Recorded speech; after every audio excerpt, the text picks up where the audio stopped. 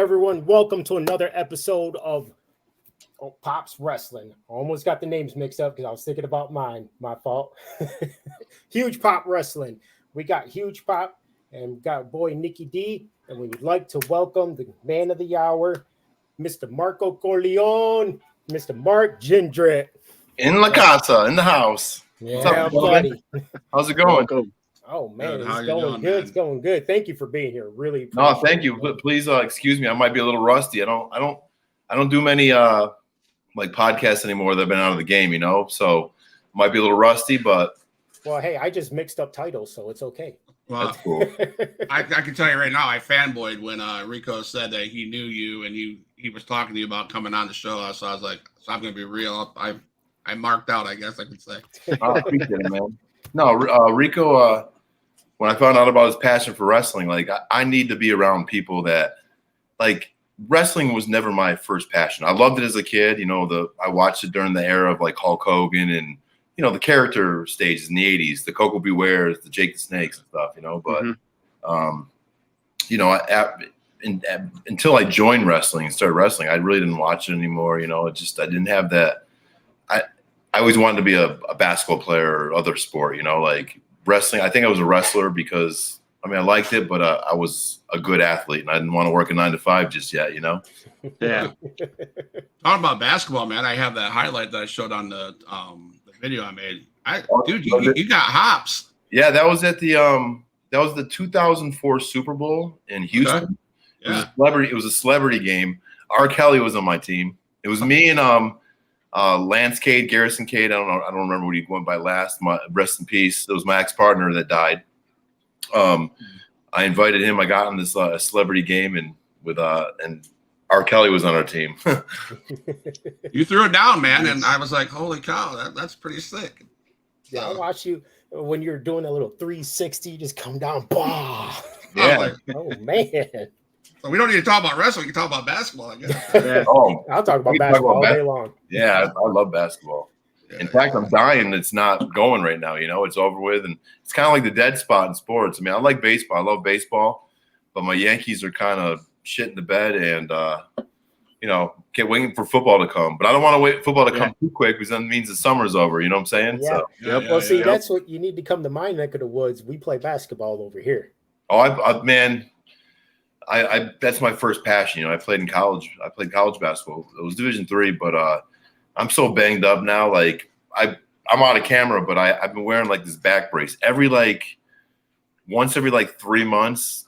I throw my back out or some nerve is touching or something's not aligned right. And it's just for 2 to 3 days, it's bad. And if I don't put this back brace on, I'll literally feels like someone stabbed me in the side, So unfortunately right now, my body, my body's cashing those checks that I wrote when I was in my 20s and 30s, Yep.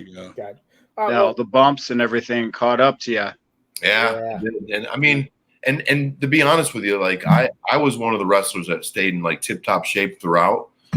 Even now, I still stay in pretty good shape. Like I run miles, like 3 to 5 miles a week and stuff. And I stay under it. Like I stay right at just under 8-minute miles. And I'm 46 years old, so very good. I'm still in good condition and stuff. But I can't imagine with some of the guys I wrestle with that are a little older than me or same age that didn't take care of themselves. I just I can't imagine, because honestly, that's the key. That's the key for us. Like Chris Jericho kind of doesn't look that good now, physically, but like that dude's got longevity because he's still smart. being it. Yep. And he's always taking care of his body and stuff. And so it's cool to see. Gotcha. Well, let's go ahead and start off with the wrestling talk now. So I wanted to hear it from your mouth, man, because I always hear their stories and stuff. What was it really like training under Paul Orndorff? Like, how did that go for you?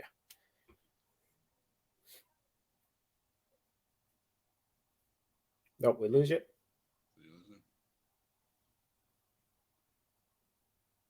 Yep. I think it's froze.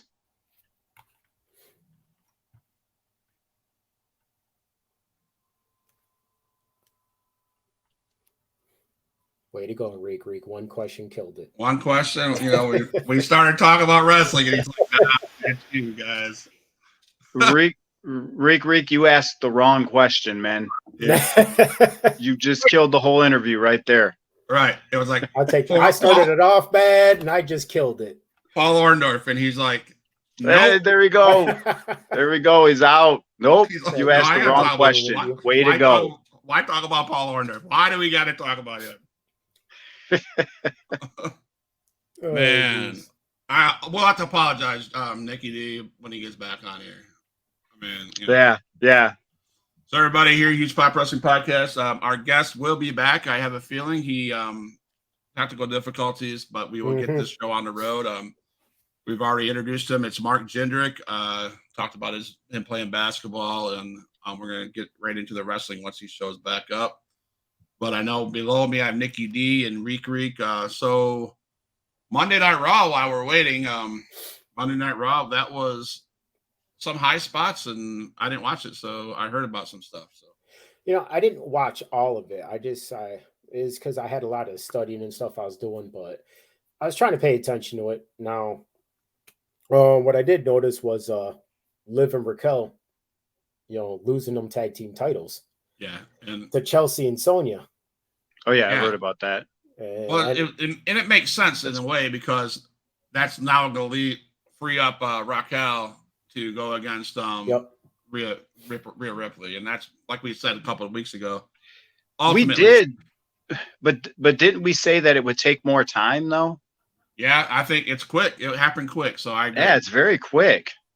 I don't know. Yeah, it did go very quick. But yeah, man, I almost don't know if she's ready yet. But Nikki D, did you get to watch it yet? Only some highlights. I'll let you both watch the ending because that was good. That main event was good. Right. What, the ending of the whole show? Yes. Okay. I mean, and I get it.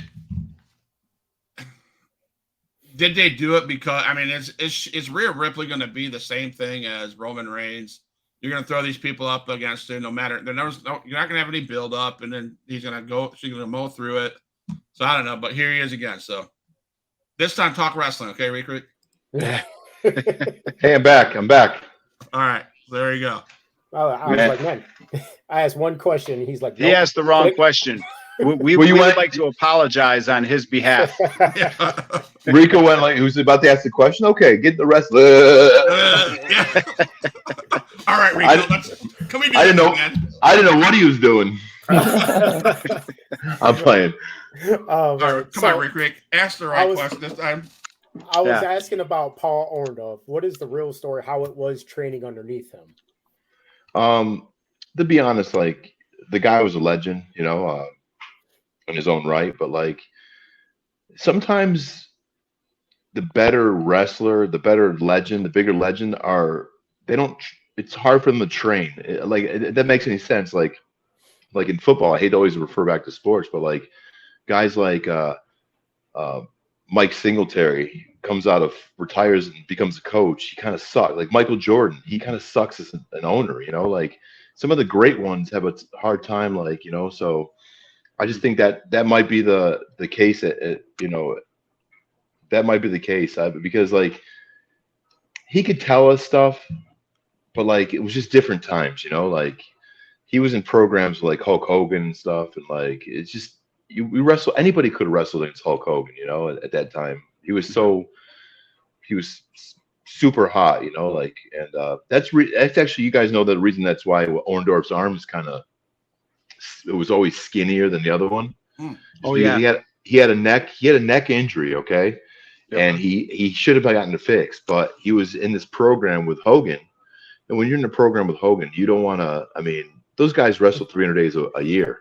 You don't want to those are big paydays. You know, you're getting the fucking big payday. You're against Hogan in the main event every single night. And that's, you know, I can tell you as being a wrestler, like where you're positioned in the card is a lot of times what they base your guarantee, your, you know, nightly payoff off the crowd. It's off the crowd, but depending on where your match is during the show, you know, so I'm sure he was making some good coin and just didn't want to get off but as a trainer, you know, like he could tell us about stories and stuff that would help us. But like, I didn't think he was the best trainer in my opinion. And God rest his soul. Like awesome wrestler, the most respect for him. But like, me personally, like I learned better. It's a tough thing to do, you know, and like for a trainer, it's just like it comes, you know, like it just came so easy for him, and he's a legend. Like he just expects us to know it like right away. So I think some of these legends have less patience, I guess, less patience. And so there was other guys, like there was other guys that would come in, like Mike Graham, who else? Like sometimes Dean Malenko would come in, like guys that were more patient. You know, they knew they see wrestling more as an art form, and they know how to articulate their training and stuff. And Orndorff was just an ass kicker, you know, like he's just period, you know. And sometimes those guys, it's like, how does a savage tell another normal man to be a savage unless they're a savage? Now, you know, some guys responded well to that, you know, like I think Sean O'Hara, my ex-partner, God rest his soul as well. You know, he trained well with Paul, you know, but me, I needed more of like I like slow learning, especially in wrestling. You know, there's not really any, you know, we're not doing it on crash pads and stuff. You know, you're taking bumps, and you fall one wrong way on the mat, and you can be out for a week with a weird, you know, throwing your arm out or separate your shoulder or something. So, you know, but a great guy, but just, I think he could have, I think I've had better trainers in my career. Now you trained at the power plant, correct? I did. And, you know, and also I trained at the power plant. That's part one. But like when I signed with WWE right away, when they took over WCW, within months, they put me in OVW. And you guys know the famous OVW camp at that time. Like it had Orton, Cena, Batista, Lesnar, Shelton Benjamin, Charlie Haas, myself, O'Hare, Queen Victoria, Jackie Gata, I mean, John Heidenreich, the Basham brothers, Nick Densmore, like just the list goes on. It was the next 5 to 10 to 15 years of you know, of stars at OVW, you know. So and here's the thing, WCW, the power plant, I felt like at the power plant I was in really, really good shape. We did squats and all the calisthenics all day, and it was, I mean, yeah, we were in ring shape and stuff, but I think we were still green coming over to WWE. That's why they threw us in the developmental camps. And I feel like that system where I was in OVW helped me more, you know, because Jim Cornette was there, you know. Me personally, he hates me, and I kind of don't like him either. But I can't take away that the guy has a plethora of knowledge of the sport. And you know, so learning when I was there and doing his TV, you know, doing like old school TV and stuff, it was cool to kind of be a part of that stuff, you know. So and that's kind of, I think, where I really learned how to work and do those WWE type matches. Gotcha. All right, Nikki D, you got a question you want to ask, man? Yeah. The first one I was thinking of was, a lot of people, you said it wasn't your first passion. You know, you played collegiate basketball and everything. So how young were you? I guess, how old were you when you actually broke in? When you had your first match, when you took your first bump and all of that?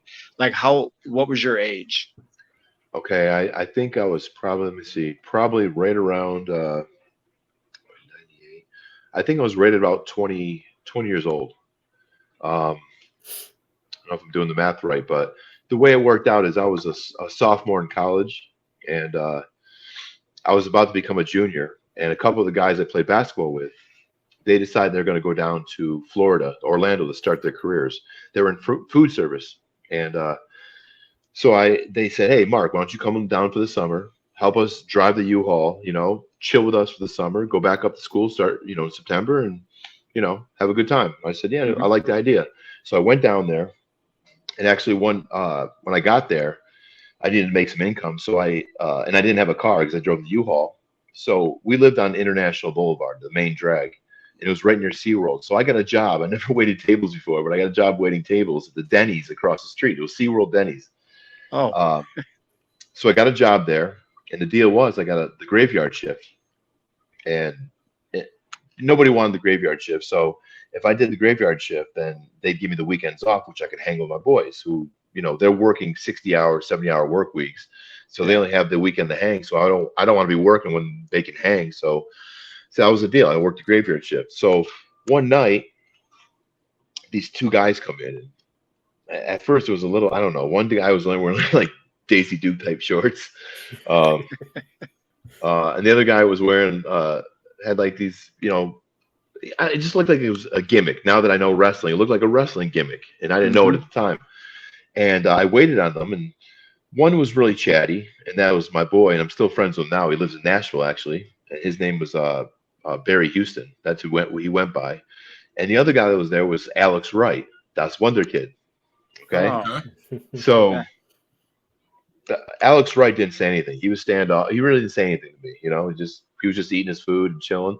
Well, Barry was a little more talkative and stuff, and he said, "Man, you're a pretty tall dude. What do you do?" And I told him my spiel. I play basketball in college. And I'm about to go back to school. And he's like, "Oh man, you should give wrestling a try. Do you watch wrestling?" And I told him just what I told you guys a few minutes ago. Like I watched it during the '80s, when the first action figures came out, to the Rock and Wrestling cartoon, to all that stuff. I was saying my prayers, eating my vitamins, and but then once girls came along, and I just I put down the baseball cards and I put down the wrestling. It was like things of the past, kind of. But I remember the fond memories of all those characters, Mr. Perfect, the Rick Rudes, all that stuff, and so he tells me, we talk wrestling a little bit, and these guys are about to leave, and the whole time he was like, "Yeah, you should be a wrestler," and I was like, "Nah," and we just, nice to meet you, take it easy, be safe, blah blah blah. They left. Later that night, it was like 3 a.m. There was a dishwasher was in there, the chef was in there, and me, just us three. And I'm sweeping or something, and 2 kids come in. Well, I would say 2 kids, like 2 young adults, and they said, you got 4 quarters for $1. And I said, yeah, sure. I opened the register, and once I opened the register, I look up, and a gun's pointed at my head, and another guy's got like a metal steel pipe or something. He's like, give us all the money. And I was like, yeah, chill, take all the money. And it kind of happened quick. Like it didn't look like they were trying to do anything to me. I was just real standoffish, like, hey, take the money. I don't mean no harm, and they took the money, they dipped. So I thought that was kind of cool. Not cool, but like after it was done, I was too young to think, like, damn, I could have just gotten fucking shot, But the youth, you're like, oh, I'm in Orlando. I just got held up. Like, wow, I'm gonna go fucking tell my fucking friends. Yeah. So the police came, did a report and everything. So it was probably by 5 a.m. They let me go home. So I walked back home. Our apartment complex was like a 1/10 of a mile. So I'd walk. And now my roommate, who's about to go to work, he hasn't woken up yet. It's like I said, it's 5:30. So I figured, just let him sleep. I grab my towel and I'm going to go down to like the community pool, jacuzzi area, just chill. I go down there. Lo and behold, the wrestler, Barry, he's in the pool. His girlfriend was staying in the same apartment complex that I stayed at. So he was visiting her. They're drinking. They're in the pool chilling. And now I tell him what happened. He's more like, damn, you see, man, Mark, you could have gotten killed tonight. You see how short life could be and how precious it is. You got to try out for wrestling, man. And now, now I'm in the pool, my shirt's off, and like, by no means was I like jacked or anything, because I was playing basketball. I probably weighed like 225 pounds. But like, it was one of these, you could tell, like, if I worked out and maybe did a little juice that I had the physique. Like I had just a natural, like, 10-pack, like, and so I was really lucky and stuff. And so now he's seen me. He's like, man, you got to try out for wrestling. And he's like, you know what? Forget about that. Like, what are you doing tomorrow? And I said, well, tomorrow I gotta do help the police do like the composite type drawing. Like draw the kid, like help him draw their sketch. And, sketch. Yes. I said, but besides that, nothing. He's like, okay. He goes, I'm sorry, something just popped up on the screen or something. Was that a message? That was just a fan saying, "Hey." Oh, that's okay. That's cool. So he goes, "What are you doing tomorrow?" I said, "Nothing." So he goes, "Come on with me." And he took me down. They were filming. The reason why they're in town was they used to film, I think it was like those like lower WCW shows, like the Superstars of Wrestling or Saturday Night WCW, that yeah. shit. They filmed it in Universal Studios. Yep. That's why they're in Orlando. And he's like, yeah. "Tomorrow, I'll come pick you up here like 3 o'clock. You're my invitee. I'm going to bring you to, the backstage. You can meet all the wrestlers in WCW." So he took me backstage, and the thing that was crazy was like, I just told you guys, like, I remember the nostalgia of the 80s and stuff. But if you remember, like when Turner took over WCW, he signed all those 80s characters. He did. And now they're in WCW. So I'm walking backstage. I'm seeing fucking Bruce the Barber Beefcake. I forget what he was, but he was in the NWO. He was another character. I forget. I saw Virgil. Too, yeah. I saw Virgil. I saw who else? I saw rookie Goldberg. Goldberg was like a rookie. You know, he was like 10-0 or something. Like a few show matches. I met Booker T. I saw Rick Rude, Kurt Hennig. Wow. It was like wow, wow. Wow. So I was blown away, and actually the guy who's the main trainer that was at the power plant, his name is Sarge. He was like the power plant main trainer, Sergeant Buddy Lee Parker. He did like something with Goldberg. He supposedly trained Goldberg, whatever, you know. So basically he used to do the ring crew. He would drive down to Florida, set up the ring, and then come back up and train, you know, a few days a week. And Barry introduced me. He goes, "Hey, Sarge, this is Mark. He's gonna try out the power plant next month." He goes, "Do your fucking squats." Just like that. I was like, fuck.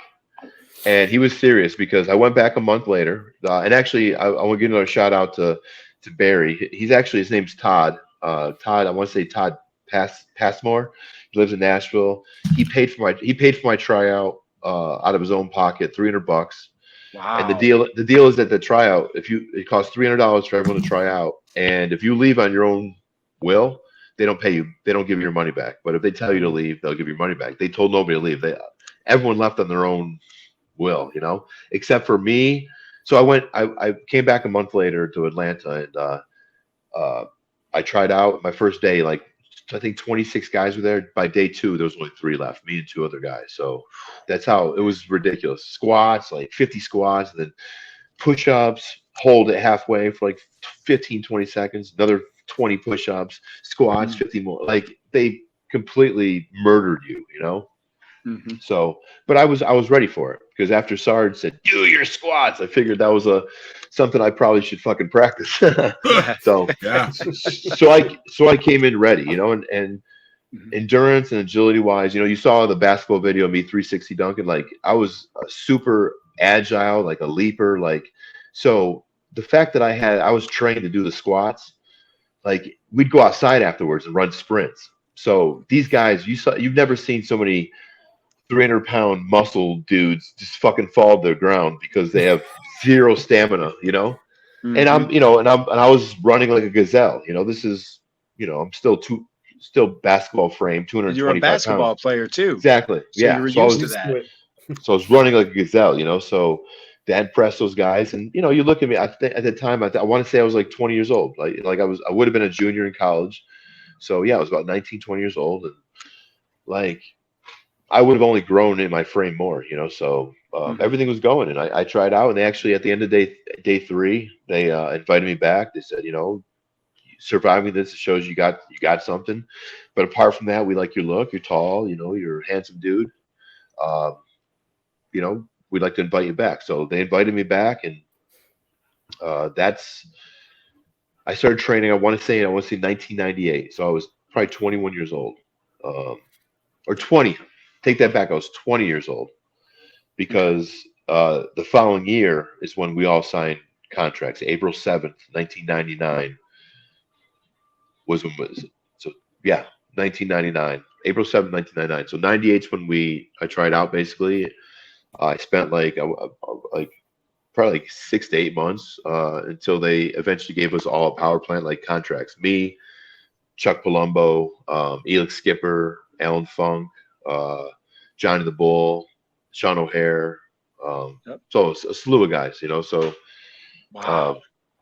yeah, that's basically, and taking first bump. Like we did some like local shows out in like Nashville area, some Atlanta surrounding areas. You know, nothing big. Probably sometime in early '99. Probably did my first match. You know, like, but it was like probably in front of 20 people. Yeah. You know, taking bumps on a fucking boards, some Yep. boards and, Yep. and carpeting. I took my first match. The finish was a tag match. The finish was a double choke slam. I swear to God, when I took that bump, I nearly peed my pants. The fucking ring was so hard. I nearly peed my pants. I hit a nerve or something. I was like, holy shit. So to answer your question, probably 1999 was around my first match. Nice. And also 1999 was my first like WCW match. We all got chances on that same Saturday night TV show. Nice. So Very my nice. first official match was against Disco Inferno. Disco. Oh, really? Yeah. Disco Inferno. There you go. Oh man. Very cool. First Nitro match.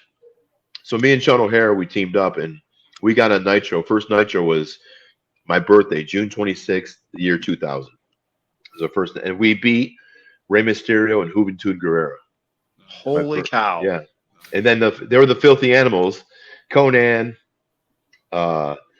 Ray, I think Billy Kidman, maybe they attacked us out there. We got the W, but they attacked us. But it was a nice debut. It was in Des Moines, Iowa. That's awesome. Yeah. That is awesome.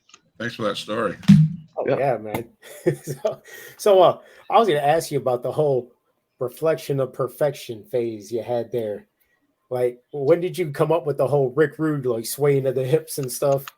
To be honest, like that was always my favorite. Him and Kurt Hennig. You know, remember Kurt Hennig doing those vignettes where he'd throw the basketball full court and swish it? One of my favorites, man, catch the football after he threw it. Yeah. Yep. And I just, you know, like I told you, I had like good like natural abs. I always wanted abs because my hero when I was a kid was Ivan Drago, you know, in Rocky IV. Yep. So I was always like a mark for abs, you know, and I had them, good genetics and stuff, and yeah, the reflection of perfection. So that actually came about with Stone Cold Steve Austin helped me come up with that. Really? Yeah.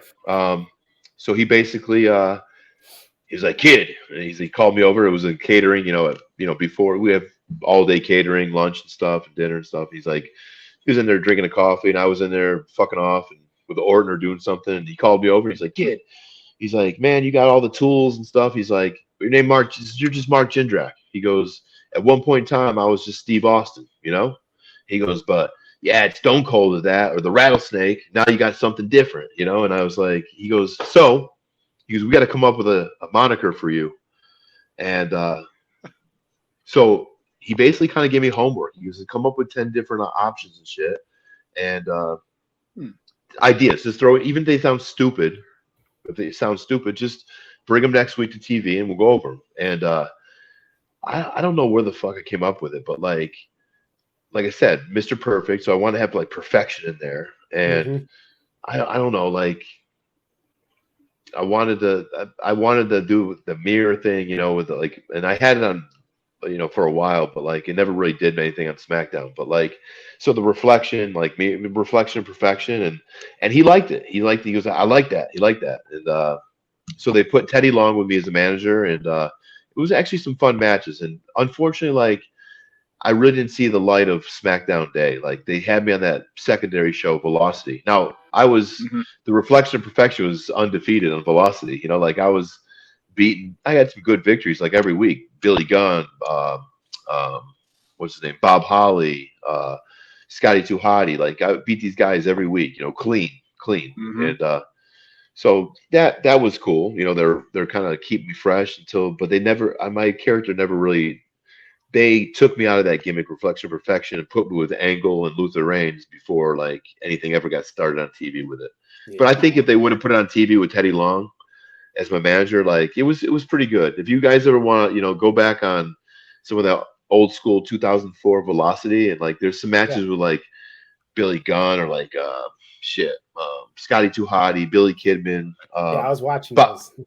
Like some of them pretty good, and they're fun matches and stuff. And I wish we got more of a chance, but at the time when they got something for you, like they put me with Kurt Angle, me and Luther Reigns. We started wrestling guys like every night, like Rey Mysterio, RVD. Our first tag match we beat. Who was it? It was RVD and Eddie Guerrero. I'm like, what? Like I just beat Eddie Guerrero and RVD, or it was on SmackDown, And, and then I was just I was actually showing pictures of somebody of when on the 5th anniversary of SmackDown, we closed the show out by shooting Big Show with a tranquilizer dart and then shaving his head off. So he had hair until myself, Luther, and Kurt Angle shaved his head. And he's been bald ever since. Yeah. And it was kind of cool because Angle shot him with the dart. I must say this too, is like the Big Show, he got paid well the whole time he was in WWE and stuff. But man, because he's a fucking giant, they always protect him. He barely ever loses. They always kept him strong, if you notice. But like, dude, whenever it's time to punish him, man, they used to do some fucked up shit to him, like throw the steel stairs into his back. Like those weren't gimmicks, man. Like they throw the steel, like Angle would throw the steel, or like the dart. If you see that segment, like Angle shot him, it was gimmicked, obviously, but he got stuck with a dart. A dart stuck into him, So he played it off like I don't know, but we rehearsed it and he did it, and it came off good. He passed out and then Angle treated him like a big game, big game, and like game shaved his heads up. Yeah. So that was fun. So like, and in that Angle, that whole thing, we had a lot of programs with, like I said, wrestled Eddie a lot, Rey Mysterio a lot. Like my best singles victory is I beat Eddie Guerrero on SmackDown one time. That was probably, and not to mention, when I was on SmackDown, I'll note like I just visited with Rey Mysterio. They came through Knoxville SmackDown, and I had dinner with him and stuff. And he's been a great friend of mine because like on SmackDown during those times, I traveled with him and Eddie Guerrero, and nice. those are my two best friends on the show at that time, So man, it's just weird because I became a star in Mexico, which I'm sure we'll talk about, but it was funny because after matches we'd leave the arena and we'd go find our hotel or restaurant or whatever, and those guys would call home and they'd be talking in Spanish, going "Hola," and I'd be mimicking them, like making fun, and like literally like years later, I'm living in Mexico. For 12 years, and Ray's wife, she'd always see me on those soap operas and stuff, the Mexican soap operas, and so.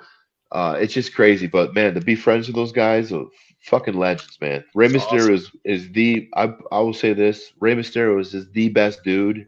If there's anybody I've ever met, all the people I've ever met in my life, Rey Mysterio deserves the success more than anybody. That dude is a fucking legit dude. Like, take that. You won't find anybody to say anything bad about him.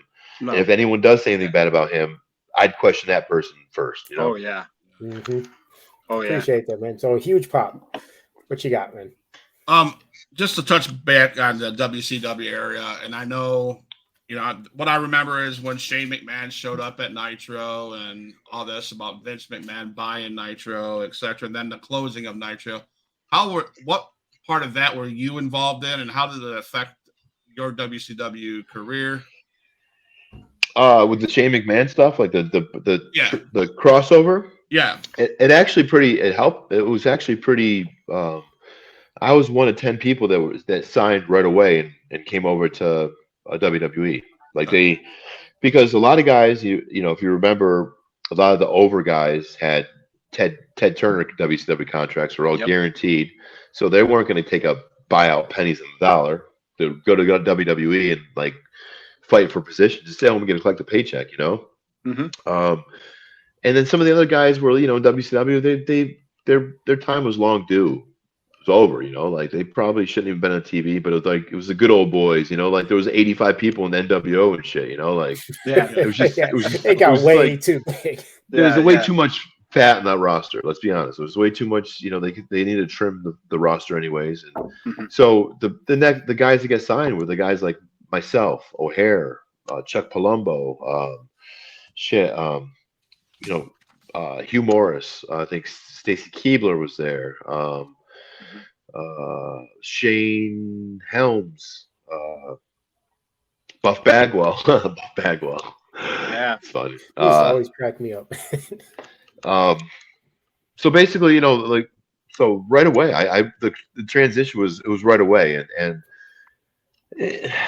you know, what was kind of cool is like we're the young guys, you know, and like the fact that O'Hare was there, Palumbo's there, like I was always had a security blanket. Like I didn't have to come on WCW TV by myself, you know. I was a tag team with O'Hare, and when we did those Saturday night TV shows, those smaller shows, all my boys were there, you know. And then when we had angles in deep into WCW, when we finally got on TV, we were the Natural Born Thrillers. So we're doing all this shit together. Like, Yeah. so I ask you, you know, if you guys were young and we're changing schools, would you rather change schools by yourself? You go to a new school and sit there with your thumb up your ass the whole time, like fucking, or would you rather move there with your boys? You go there with your boys and take the shit over, you know. So Yep. Right. I had that luxury. So now, you know, signing over with the WWE, I had a few of my boys still there. I was cool with Stacy Kuber. We were good friends with her.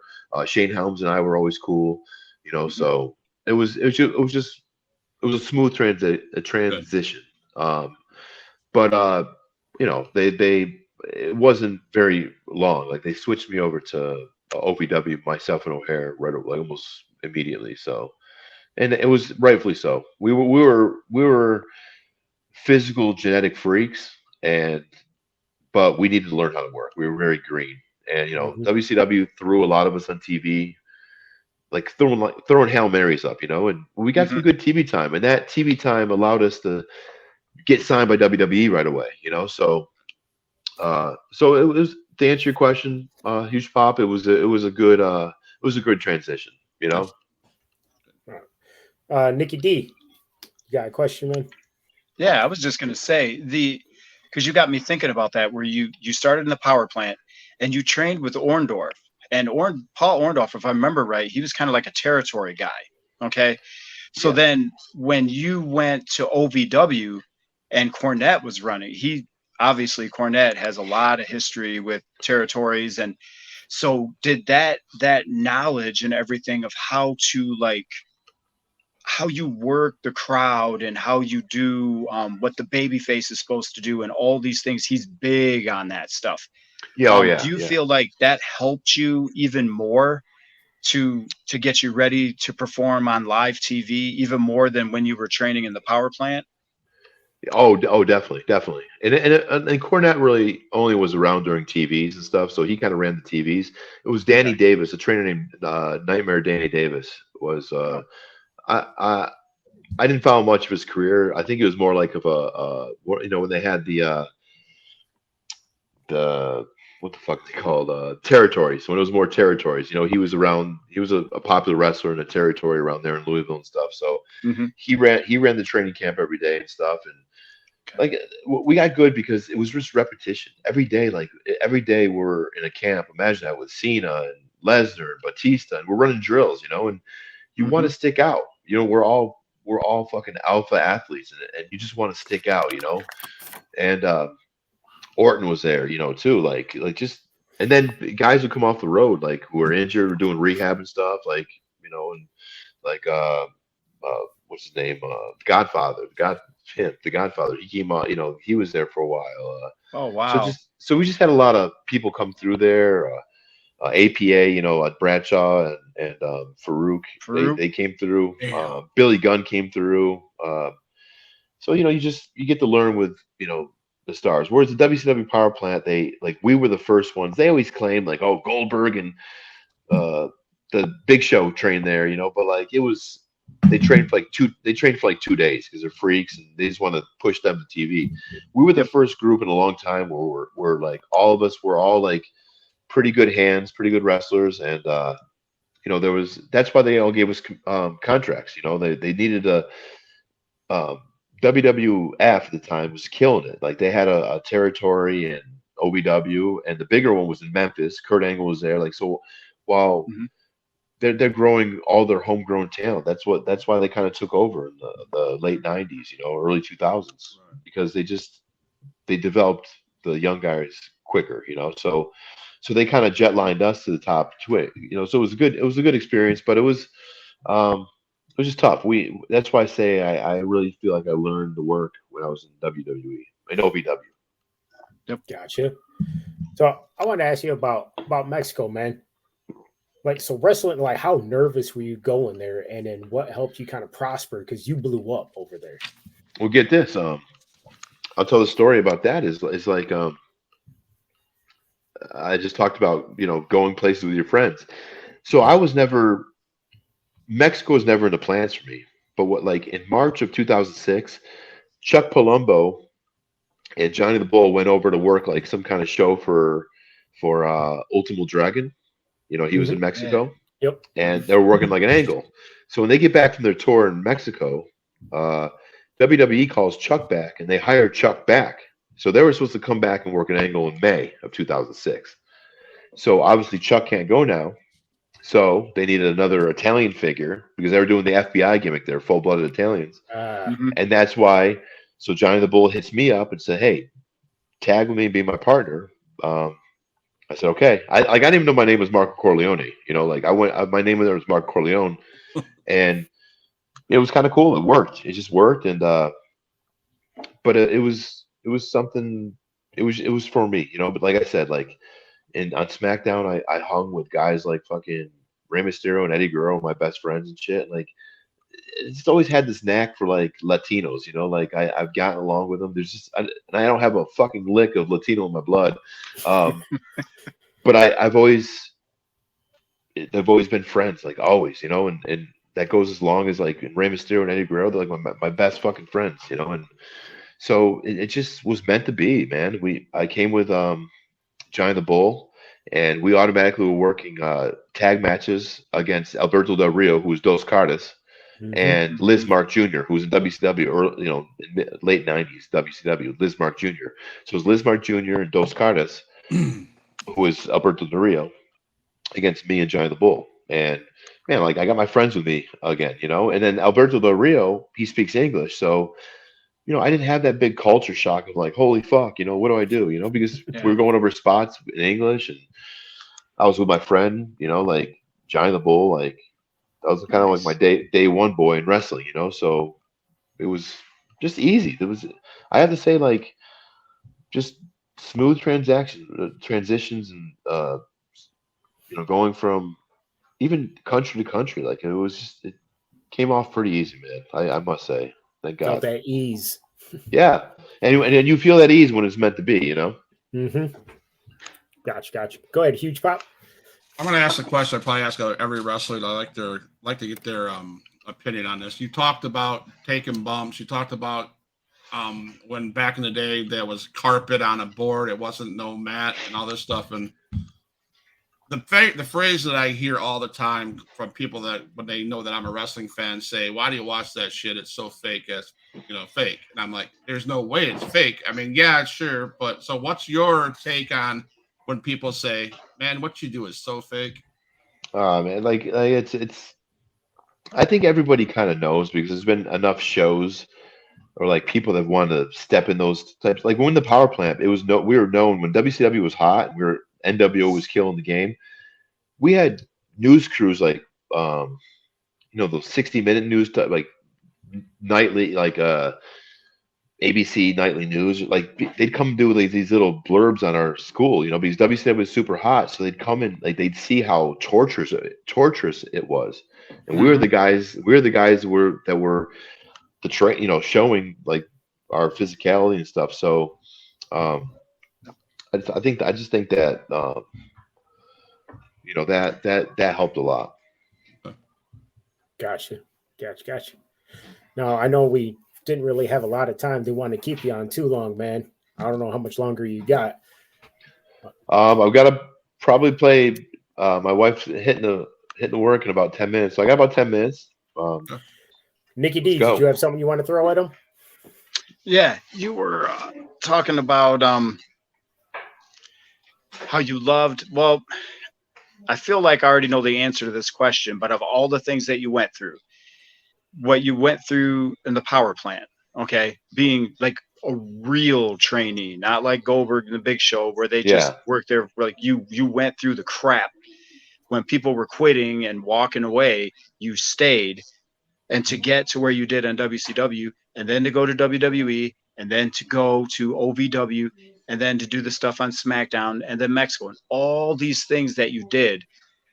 What was your I guess your highlight? What was your favorite part out of all of that? And then what was the lowest point for you? So it's kind of like a 2-in-1 question. Okay, I'll give you the lowest point first. The lowest point I think was 2013 Mexico. I broke my driver. I had a driver that would drive me to shows and stuff. He fell asleep at the wheel one night and flipped the truck I was in like 3 times. I didn't have a seatbelt on, so I escaped. But and I felt great. But the next day I woke up, my knee was super fucking huge and shit. So I tore my ACL basically, and I was in a soap opera at the time, so I didn't want to get the ACL surgery fixed because I would have had to stop the novella as well. It was a #1 hit TV show, so I didn't want to stop it. So I went old school on it. I strengthened the shit out of my quads and stuff. Till this day, it's still torn. It doesn't regenerate and stuff, But basically, I came back after 8 months, and I felt strong, but I had broken a metatarsal in my foot, a little bone. I came down, I jumped hard off of something, and I landed weird. And because I just got off 8 months of not wrestling, and Mexico is different. It's not like WWE where you have a guaranteed contract whether you work or not, or you're injured, you get paid.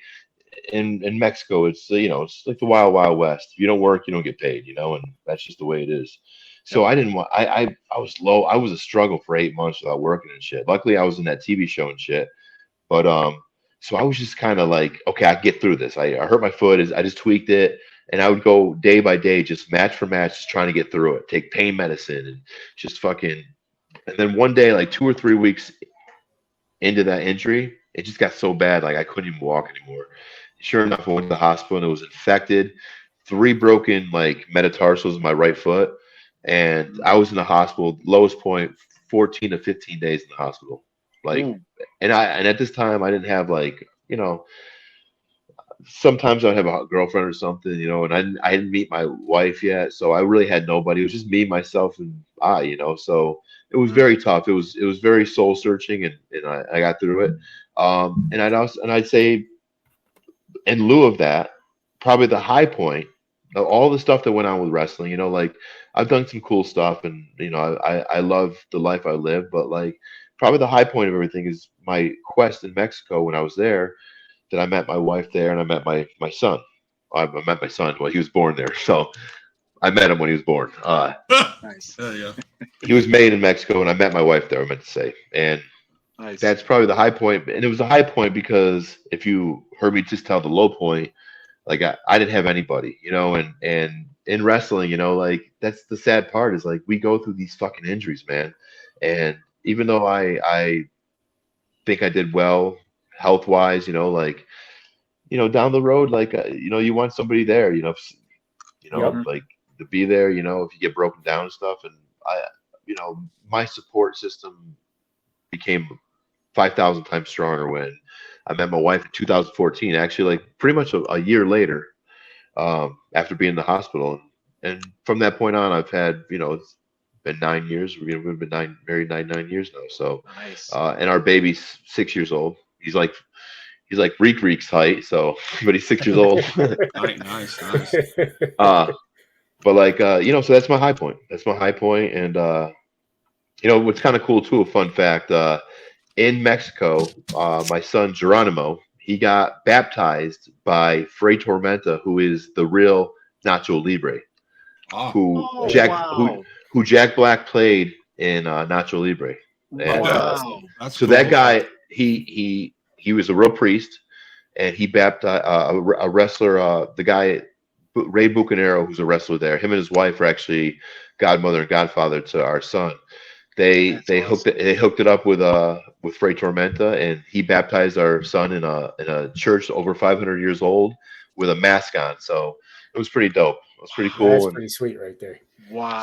So like those are kind of like the memories, you know, like the wrestling stuff is cool.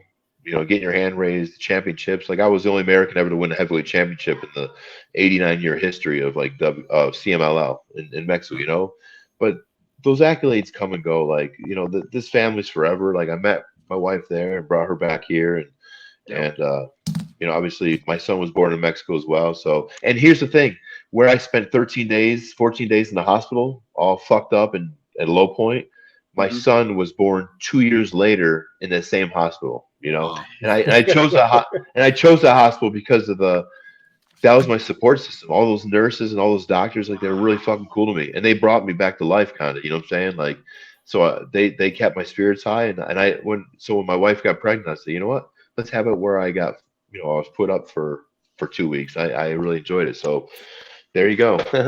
That's awesome. That is awesome. I like that. If I can, Rico, before you go, I read or listened to an interview that you were in, Mr. Jindrak, and to go off what you just said, the question that they asked you was, what are 3 things in your life that you are grateful for? And you said, my family, peace of mind, and faith. And I just love that. I wrote that down. I was like, man. And then to hear you tell that story, that wrestling was cool, but this life is what I want. Oh yeah. So my question now, after I said that, is, do you have any advice for any up and coming talent that want to get into the business, that you could give them based on what you've experienced?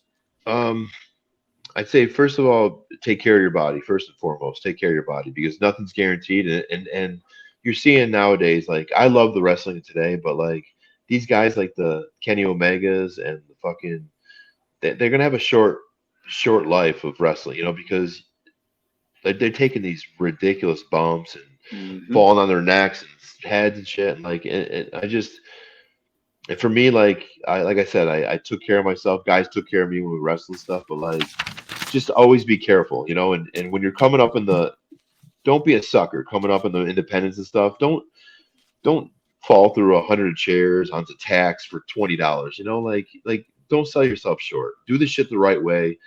Follow guys' paths like William Regal and Fit Finley and guys like you know, those Al Snow types, you know, who runs OVW now. Look at guys like that and see their career and how they take care of themselves. You know, look at some of the stars on TV now, how they take care of themselves. You know, be those guys. You know, that's pretty much that.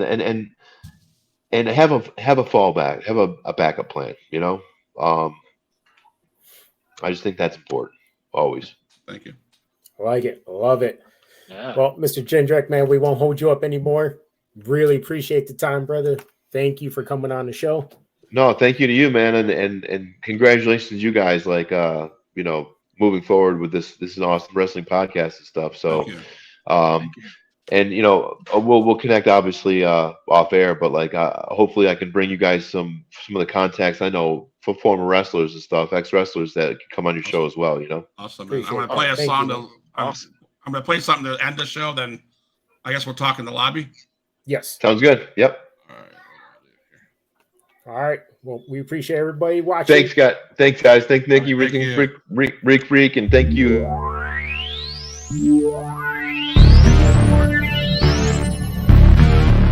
Extreme.